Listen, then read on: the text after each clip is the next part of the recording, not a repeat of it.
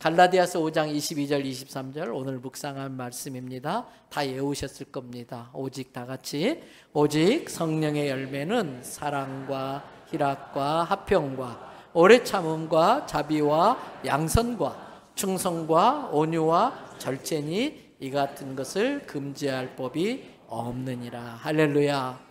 오늘도 저와 여러분의 가정, 자녀 그리고 하시는 모든 일들마다 하나님의 돕는 손길이 함께 하시길 주님의 이름으로 축복합니다. 제가 총회장을 지내면서 정말 많은 사람들을 만나지요. 그리고 많은 회의도 했습니다. 그러면서 그 과정 속에 이런저런 갈등도 많이 보게 되었습니다. 그러면서 많은 생각을 하게 되는데 감히 함부로 판단하면 안 되지만 심지어 제 마음에 저분이 정말 예수님 믿는 분 맞을까? 그런 생각이 들게 하는 분들이 종종 가끔 있어요. 제가 주로 만나는 분들이 목사님, 장로님들이신데도 불구하고 저분이 정말 저런 말씀하시고 저렇게 행동하시면 천국 가실 수 있을까? 이런 생각이 종종 들 때가 있습니다. 결론은 그분들도 예수님 믿는 거 맞고 그분들도 천국 가실 겁니다. 그런데 제 마음속에 예수님을 믿는다고 하는데 왜 저런 행동을 하실까? 왜 저런 말씀을 하실까? 그런 게 많이 참 안타까웠습니다. 솔직히 너무 죄송하지만 그분들의 모습에서 성령의 열매를 찾기가 어려웠습니다. 기쁨이 없었습니다. 웃는 걸 별로 보지 못했습니다. 감사가 없었습니다. 자기 권리만 주장할 줄 알았지 감사할 줄 몰랐습니다. 상황에 따라 필요할 때는 눈에 보이는 사람에게는 충성스럽게 보이려고 애쓰는 경우는 있었지만 눈에 보이지 않는 주님께는 그렇게 충성스럽지 않아 보였습니다. 온유하지 않았습니다. 예수 믿지 않는 사람보다 더 거칠 때도 있었습니다. 오래 참을 줄 몰랐습니다. 쉽게 화를 내고 성질을 부렸습니다. 그런데 이 부분을 놓고 제가 기도하다가 깨달은 게 있습니다. 제가 그렇다고 생각하는 그 사람들이 저를 생각할 때는 그 사람들의 눈에 저도 그렇다고 하는 겁니다. 그분들은 아마 저를 보고 저 총회장 온유하지 않다, 오래 참을 줄 몰라, 충성스럽지 않아, 감사할 줄도 몰라, 왜 이렇게 맨날 인상만 쓰고 있어, 이렇게 속으로 생각하실 수도 있다는 것을 성령님께서 제게 깨우쳐 주셨습니다. 제가 그분들을 판단할 자격이 없다는 것입니다. 제가 그분들을 보고 그렇게 말했던 것들이 바로 제 모습이었다는 것입니다. 그때 제게 이런 생각이 들었습니다. 신앙을 다른 사람에게 보이려고 할 필요는 없지만 그 사람이 진짜 그리스도인이고 성령의 다스림을 받는 사람이라면 그 사람의 삶에 신앙의 열매가 저절로 맺어질 것이고 보여주려고 하지 않아도 신앙의 열매가 보여질 것이다라는 생각을 했어요. 예수님께서 마태복음 7장 15절에서 18절에 걸쳐서 하신 말씀이 있습니다. 15절을 보시면 거짓 선지자들을 삼가라, 양의 옷을 입고 너희에게 나오나 속에는 노력하는 일이라 그랬어요. 여러분, 이 강단에 서서 말씀 다 전한다고 진짜가 아닐 수 있다는 거예요. 거짓 선지자도 그럴 수 있다는 거예요. 근데 이게 꼭 목사만의 이야기일까요? 성도들 중에도 양 흉내내는 이의가 있을 수 있다는 뜻도 되는 것입니다. 16절 보세요. 그래서 예수님 말씀하십니다. 그들을 무엇으로 알 수 있다고요? 열매로 알 수 있다. 가시나무에서 포도를 딸 수 있겠느냐? 엉겅퀴에서 무화과를 거둘 수 있겠느냐? 17절에 이와 같이 좋은 나무마다 어떤 열매? 아름다운 열매를 맺고 못된 나무가 나쁜 열매를 맺는다는 거예요. 18절은 거꾸로 좋은 나무가 나쁜 열매 맺을 수 없고 못된 나무가 아름다운 열매를 맺을 수 없다는 것입니다. 그리고 예수님이 하신 말씀이 20절입니다. 다 같이 읽어주시겠습니까? 이러므로 그들의 열매로 그들을 알리라. 그래서 제가 총회장 마치자마자 주일 영광 예배, 바로 이 예배 시간, 설교 시간에 9주 연속 시리즈로 시작한 설교가 성령의 9가지 열매 시리즈 설교인 것입니다.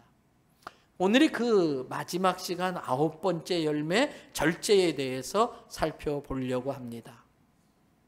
넘치는 것은 모자란 것만 못하다, 이런 말이 있어요.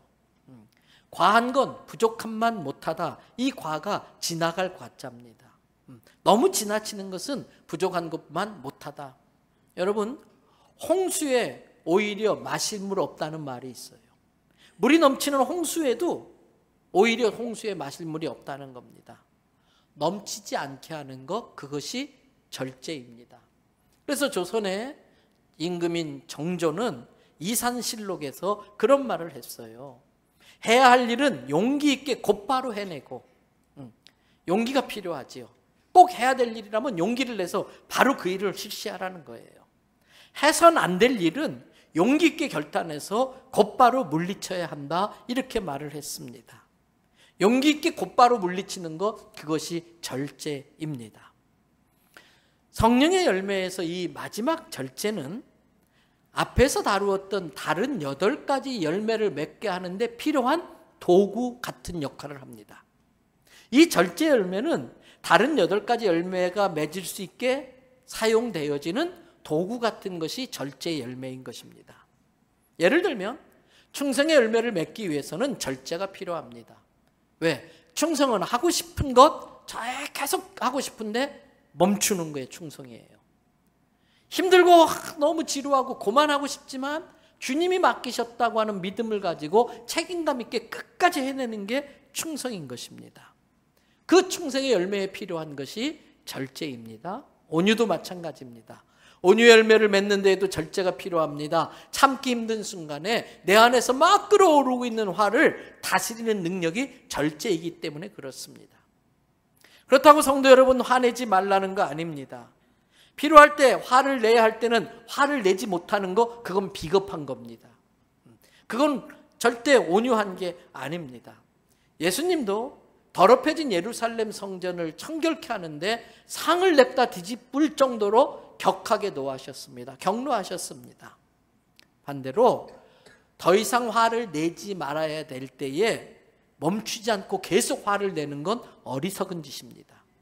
수년 동안 공들여 쌓았던 것을 스스로 무너뜨리는 일이기 때문에 그렇습니다. 예수님을 잡으러 온 제사장의 종의 귀를 칼로 내리친 베드로를 보고 이렇게 말씀하셨어요. 요한복음 18장 11절의 말씀 같이 읽어봐 주세요.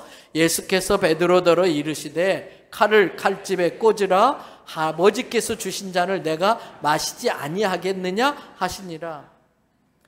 칼을 칼집에 꽂는 것은 능력입니다.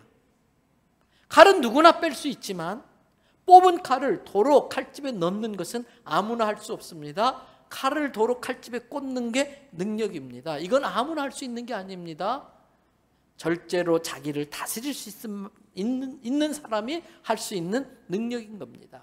그래서 지난번에 소개해드린 구절이지요. 잠언 16장 32절 다 같이, 노하기를 더디하는 자는 용사보다 낫고 자기의 마음을 다스리는 자는 성을 빼앗는 자보다 나으니라.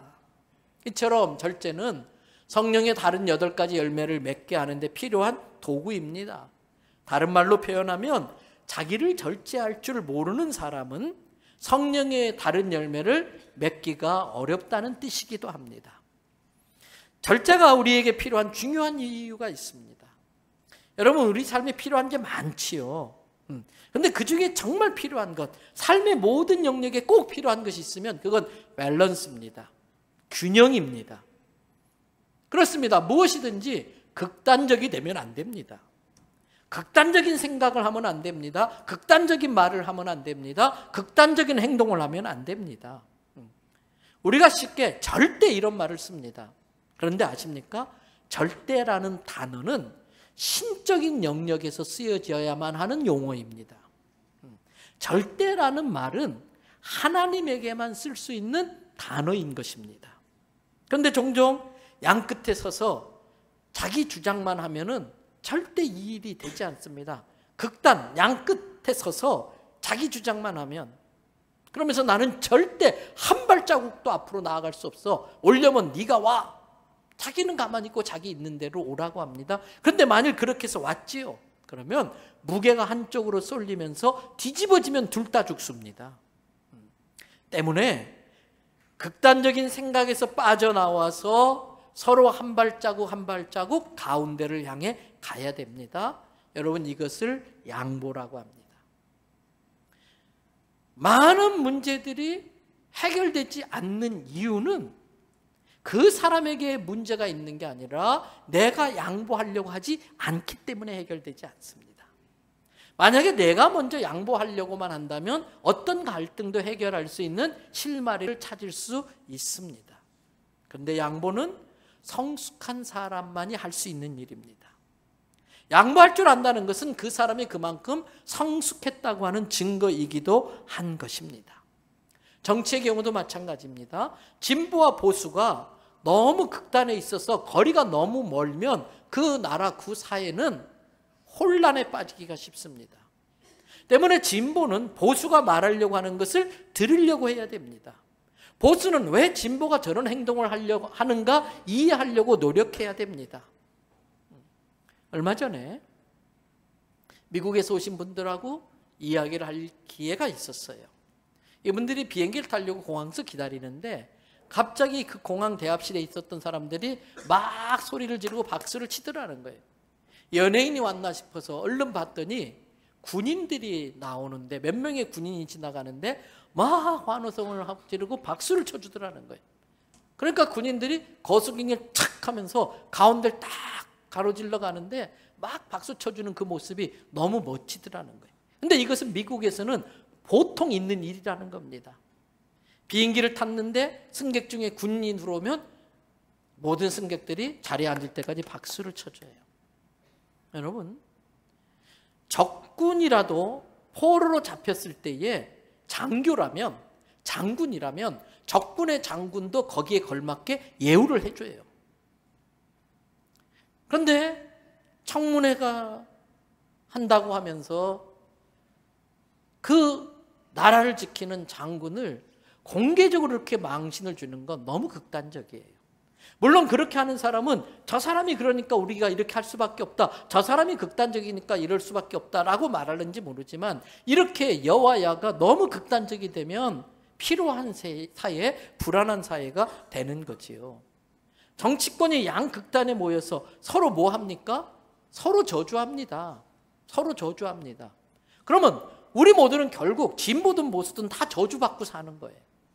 저주받은 국민, 저주받은 나라가 절대 하나님의 축복을 받을 수가 없는 거지요. 성숙은 중도가 많아지는 거예요.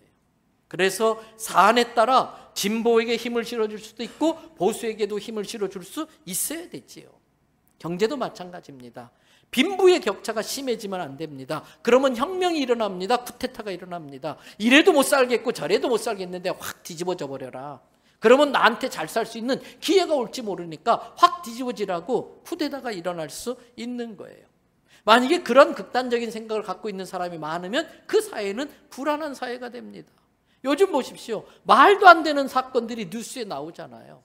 말도 안 되는 일들이 벌어지잖아요. 왜? 극단적인 생각을 갖고 있는 사람들이 어떤 상황과 환경에 자기를 주체하지 못하고 절제하지 못하고 그 극단적인 생각을 행동으로 움직이니까 그런 말도 안 되는 일이 벌어지는 겁니다. 그래서 노블리스 오블리제가 필요합니다. 다른 말로 하면 사회적 책임, 더 쉬운 말로 하면 나눔입니다. 나눔이 많은 사회, 흘려보냄, 플로잉이 많은 사회가 건강한 사회입니다. 사랑의 나눔, 복음의 나눔 하시기를 바랍니다. 저는 우리 교회 성도들이 하늘에 신령한 것과 이 땅에 기름진 복을 받아서 주님이 흘려보내라는 곳에 흘려보내는 축복의 통로가 되기를 축복합니다. 그런 교회와 그런 성도 되기를 축복합니다. 균형 잡힌 신앙생활을 통해서 균형 잡힌 사회를 만들어가는 것이 먼저 예수님 믿는 은혜를 입어 하나님의 자녀가 된 우리들이 감당해야 될 노블리스 오블리제의 사회적 책임인 것입니다. 그러려면 내게 필요한 것이 바로 절제입니다. 마구마구 쓰고 싶은 것을 자제하고 절제해야 됩니다. 한 가지 예를 들면 얼마 전에 어떤 목사님 부부들을 저희 집에 초대해서 아내가 식사를 잘 대접했어요. 또 격려하고 축복도 하고 싶어서 좀 더운 여름이지만 아내가 그렇게 수고를 했어요. 그때 이제 우리 물티슈 사용하잖아요. 목사님 한 분이 그 물티슈 사용의 심각성에 대한 이야기를 하시더라고요. 우리는 너무 쉽게 뽑아서 쓱 몇 번 문제로 탁 버립니다. 근데 여러분, 이 물티슈는 실은 다 아시지요? 종이가 아닙니다. 펄프가 아닙니다. 이 물티슈는 폴리에스테르와 레이온이라고 하는 플라스틱 계열의 것들로 만들어진 일종의 미세 플라스틱입니다. 미세 플라스틱. 전 세계적으로 지금 미세 플라스틱의 피해가 아주 심각합니다. 우리 자녀들을 너무나 사랑해서 좋은 것만 먹이고 싶고 그런데 우리가 이렇게 막 쓰기 시작하면 우리 아이들은 미세 플라스틱 천지 속에서 살게 되는 거예요. 그런데 여러분, 이 물티슈가 분해되는데 걸리는 시간이 얼마 필요한지 아시지요?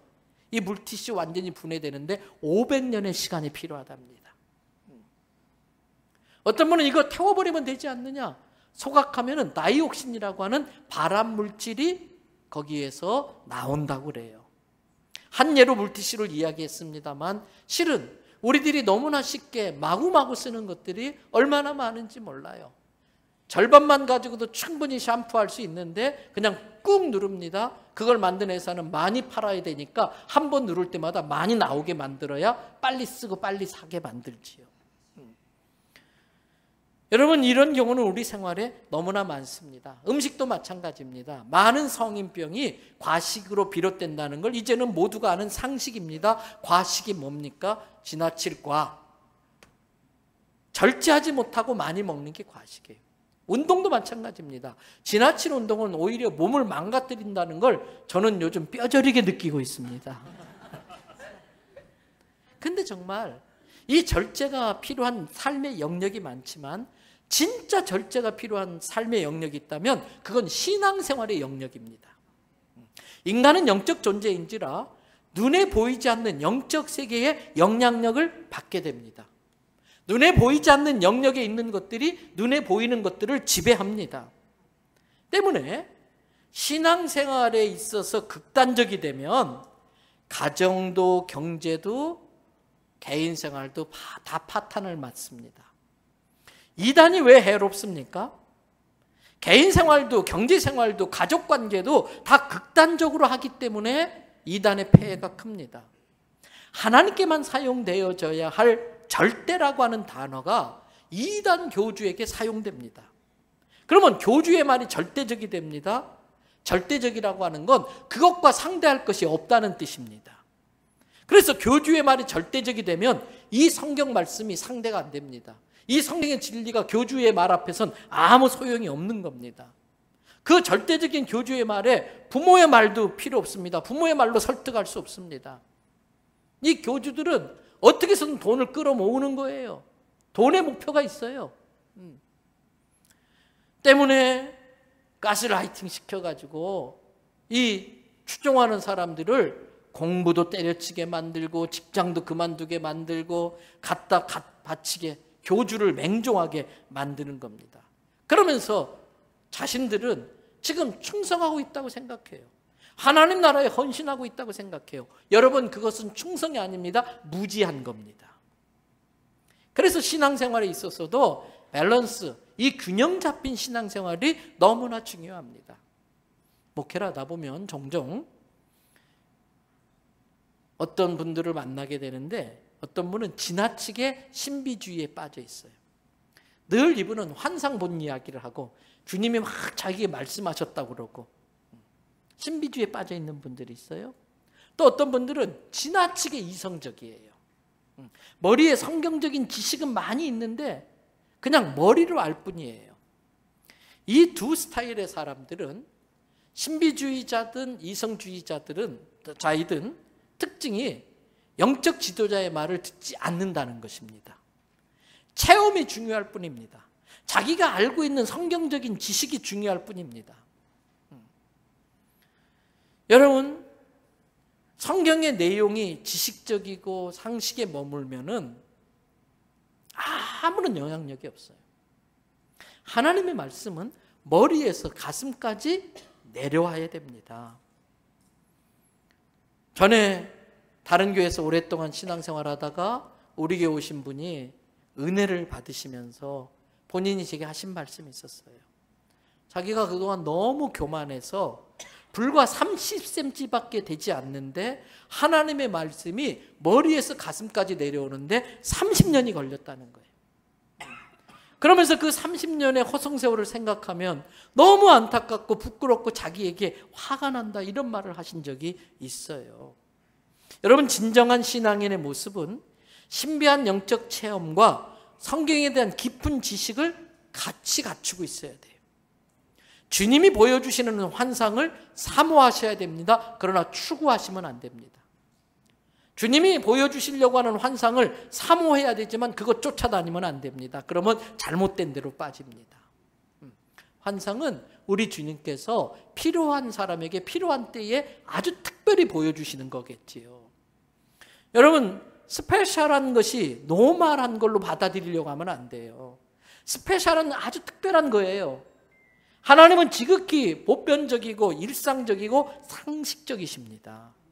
하나님은 아주 급하고 특별한 경우가 아니면 자기가 만든 창조 질서를 본인이 깨트리면서까지 특별한 상황을 만들어내지 않습니다. 기적은 뭡니까? 초자연적인 힘을 발휘해서 정해져 있는 질서를 바꿔버리는 게 기적 아니겠습니까? 하나님은 아주 급하거나 특별한 경우 아니면 자기가 만든 이 창조 질서를 깨면서까지 기적을 일으키지 않습니다. 그런데 자꾸 우리는 기적을 구하는 신앙생활을 하려고 그래요. 그 스페셜한 기적을 노멀한 상황에서도 자꾸 구하려고 합니다. 그러면 이 세상은 혼란에 빠지죠. 그것이 계속되면은. 또한 순종과 맹종을 분별할 줄 아셔야 됩니다. 우리는 우리의 주님과 주님의 말씀에 순종하는 사람들이 되어야지 신비주의자들이나 이성주의자들이나 이단 교주에게 맹종하는 사람들이 되면 안 됩니다. 얄팍한 자기 지식을 또 절대적으로 생각해서는 안 됩니다. 생각하는 데 있어서도 내가 틀릴 수 있다는 것을 늘 인정하면서 자기 생각을 절제로 다스릴 수도 있어야 됩니다. 여러분, 그렇다고 해서 절제가 금욕주의도 아닙니다. 금욕주의는 자기의 능력과 자기의 의지와 노력으로 경건에 이를 수 있다고 하는 착각입니다. 금욕주의는 자기 의지로 자기 노력으로 경건에 질 수 있다고 하는 착각에 빠진 것입니다. 고린도전서 8장에 보면 고린도 교회에 문제가 생겼습니다. 싸움이 일어났습니다. 고린도 교회의 구성원들 중에 믿음이 좋은 사람이 있었고 이제 막 신앙생활한 믿음이 약한 사람이 있었고 또 거기에는 얼마 전까지 유대교 율법주의를 믿다가 그리스도교로 넘어온 사람들이 있었습니다. 그때 믿음이 좋은 사람들이 우상에게 바쳐진 음식을 먹을 때에 유대교에 얼마 전까지 있다가 넘어온 사람들이 어떻게 성경에서 그 많은 우상에게 바친 음식을 먹을 수 있냐, 그러면서 이 싸움이 벌어진 거예요.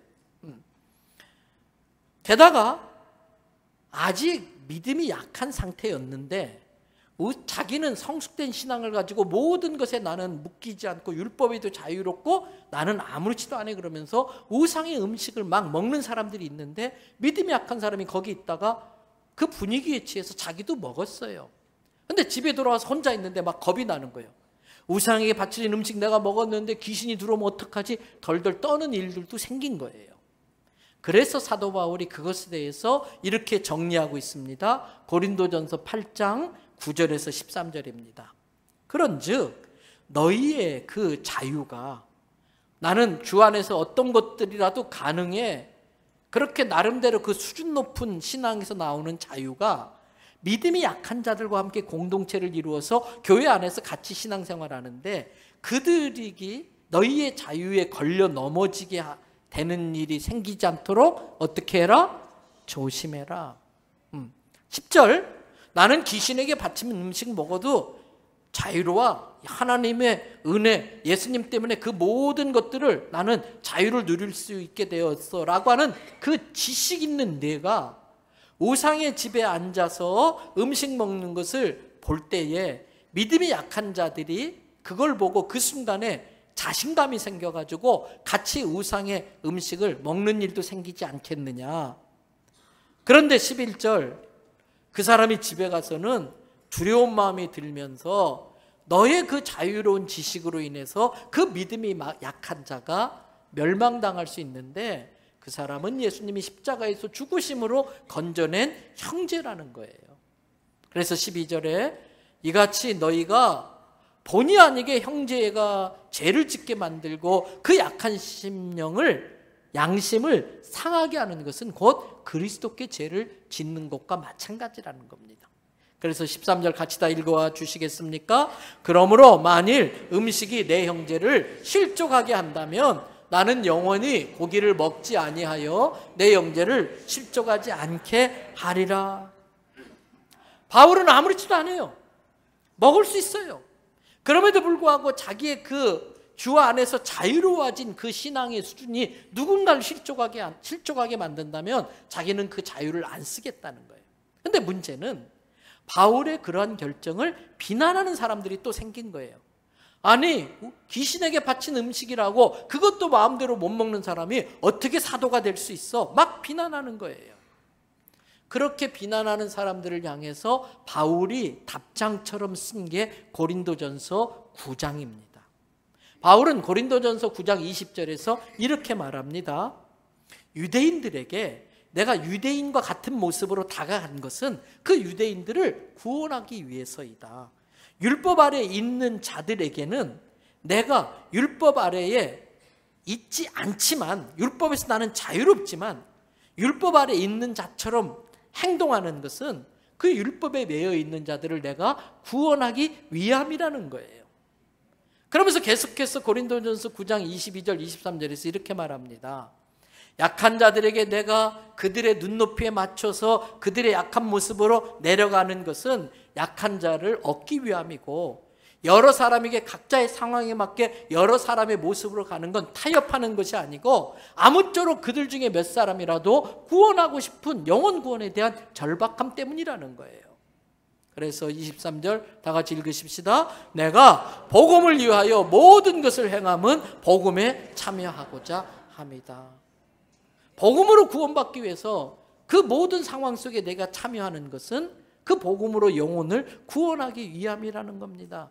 그러면서 사도 바울은 이 내용 고린도전서 9장을 정리하는 부분에 가서 절제라는 단어를 씁니다.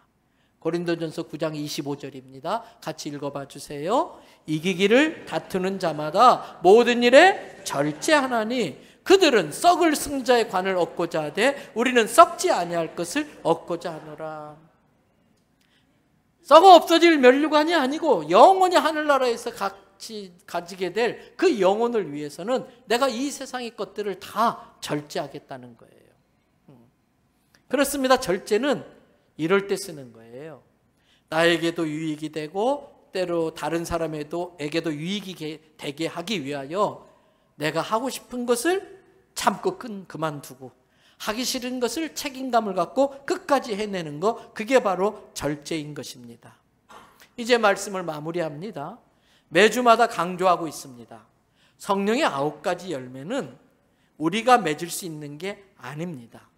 내 노력으로, 내 의지로, 내 결단으로 맺을 수 있다면 이 9가지 열매를 성령의 열매라고 하지 않고 뭐라고 한다고 할까요? 임서궁의 열매라고 했을 것입니다. 그런데 임서궁의 열매라고 하지 않고 성령의 열매라고 하는 이유가 내 의지와 노력으로 되는 게 아니라 내가 완전히 성령님께 순종하고 성령님이 나를 다스려야만이 성령의 능력으로 맺어지는 열매가 이기 때문에 성령의 열매라고 하는 것입니다. 이 9가지 열매가 성령의 열매라고 하는 사실에 우리는 소망을 갖습니다. 희망을 가질 수 있습니다. 저와 여러분들은 실패자들입니다.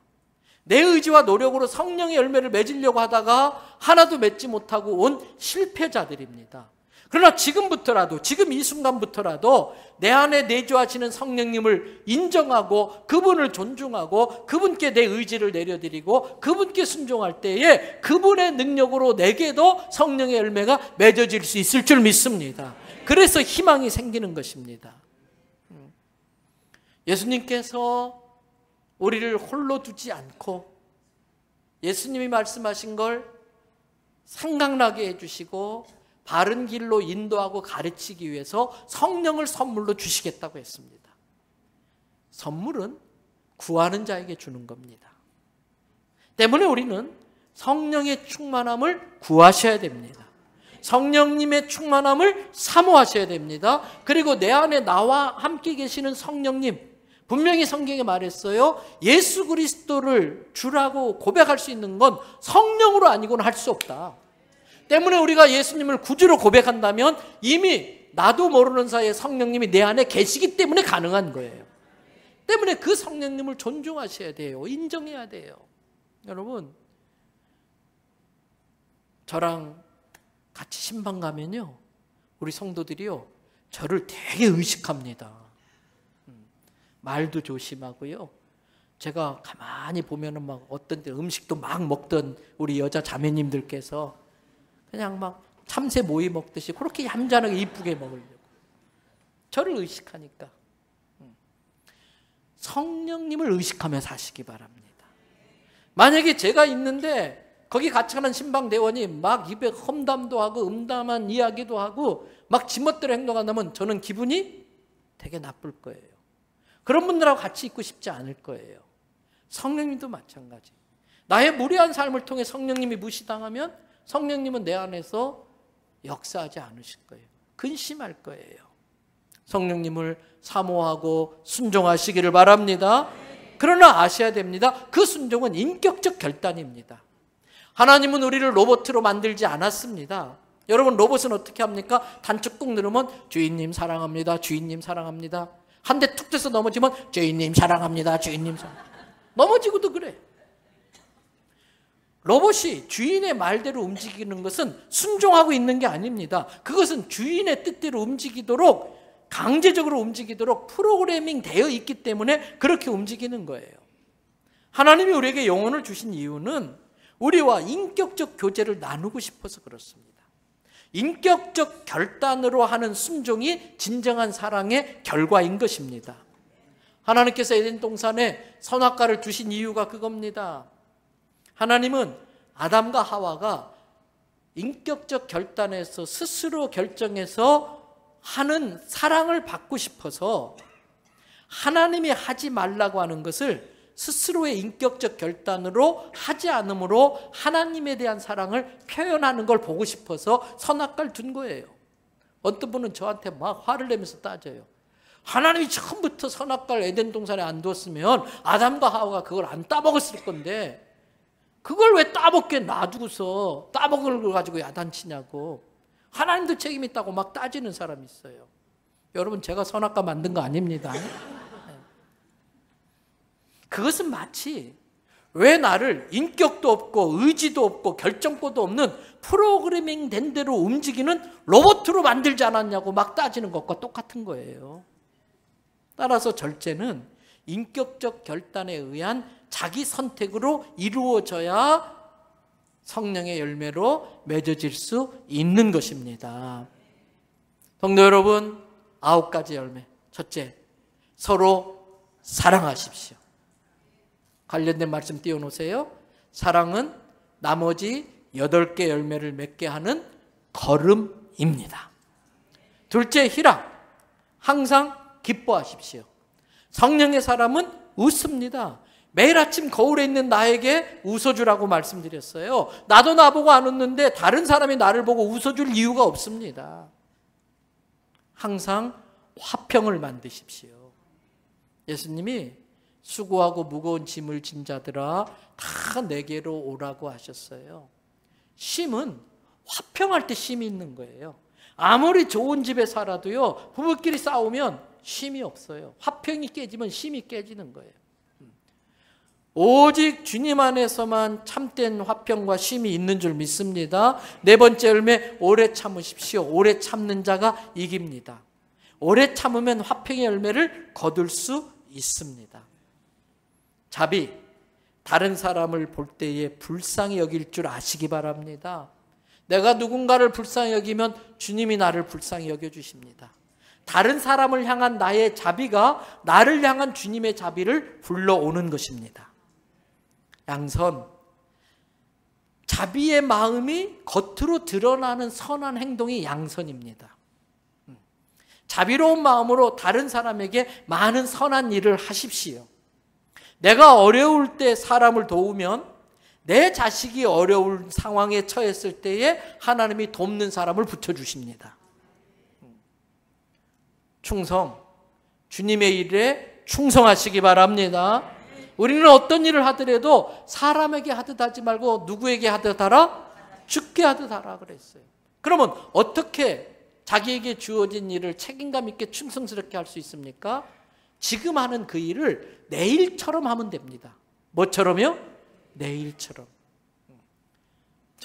오래전에 어떤 성도님 한 분이 전라도 쪽에 장례식을 갔는데 시간이 좀 남았는데 그때 마침 5일장이 거기에 섰어요. 그러니까 이분이 가가지고 그 장마당에 널브러져 있는 물건 중에 구두를 하나 저한테 사다가 선물을 해줬어요. 그래서 이것을 신고 지난 4월 달에 캐나다를 갔는데 너무 오래 쓰는지 집회하려고 설교하려고 올라가기 직전에 이게 악어처럼 입을 쫙 벌려버리고 앞에가 밑창이 떨어져가지고 그래서 급히 그냥 수소문해서 그 목사님한테 본드를 받아가지고 이렇게 붙였어요. 그리고 쓰고 버리고 오려고 했는데 보니까 또 멀쩡한 거예요. 그래서 오늘 또 신고 올라왔습니다. 그런데 안 벌어져요. 왜 안 벌어진지 아세요? 제가 발라서 그래요. 제가 제 구두를 충성스럽게 본드를 발랐으니까 웬만해서는 이제 더 안 벌어지는 거예요. 충성은 어떤 일을 하든 죽게 하듯 하고 내일처럼 하는 게 충성인 것입니다. 그리고 지난주에 다루었지요. 온유, 부드러운 사람이 되십시오. 특별히 경상도 머슴 애들 조심하셔요. 부드러운 말을 하려고 노력하십시오. 내가 무례한 사람이 되면 나중에 나보다 더 무례한 사람을 만나서 곤란해질 수가 있습니다. 그리고 마지막 오늘 다룬 이 모든 8가지 열매를 맺기 위해서 절제라는 도구를 장착하시기 바랍니다. 그런데 뭐가 절제냐? 여러분 한글 성경에 사용된 절제라는 단어는 원래 헬라어 원어 성경에 사용된 단어의 의미를 정확히 반영을 못하고 있는 것 같아요. 이 절제라는 단어의 헬라어 성경의 단어는 앵크라테이아스라는 단어입니다. 절제라는 단어는 영어로 reduce, 좀 줄인다. 이만큼 하던 걸 이만큼 줄인다는 뜻이 있는데 앵크라테이아스라는 단어에 그러한 뜻도 있지만 더 본래적인 뜻은 싹둑 잘라버린다는 뜻이에요. 싹둑 잘라버린다는 거예요. 절제는 해선 안 될 그것을 지금 싹둑 해버리는 거예요. 사단에게 틈을 주지 않기 위해서 앵크라테이아스 싹둑 잘라버리는 게 절제입니다. 사랑하는 성도 여러분, 절제로 성령의 9가지 열매를 완성하셔서 하나님께는 영광이 되어지고 내가 맺은 열매들은 내가 따먹는 게 아니라 내 예수 안 믿는 가족들, 예수 안 믿는 직장 동료들, 예수 안 믿는 사람들이 그것을 따먹고 그 열매에 감동해서 마음이 열릴 때에 예수님의 복음을 전해서 그 영혼을 구원하는 간접전도에 아주 중요한 역할을 하니까 이 성령의 열매가 우리 삶에 꼭 보여져야 하는 것입니다. 저는 우리 대연의 모든 성도들이 이 성령의 9가지 열매를 잘 맺어서 하나님께 영광되고 본인에게도 복이 되고 여러분들을 만나는 모든 사람에게도 하나님의 은혜가 흘러가기를, 복음이 흘러들어가기를 주님의 이름으로 축복합니다.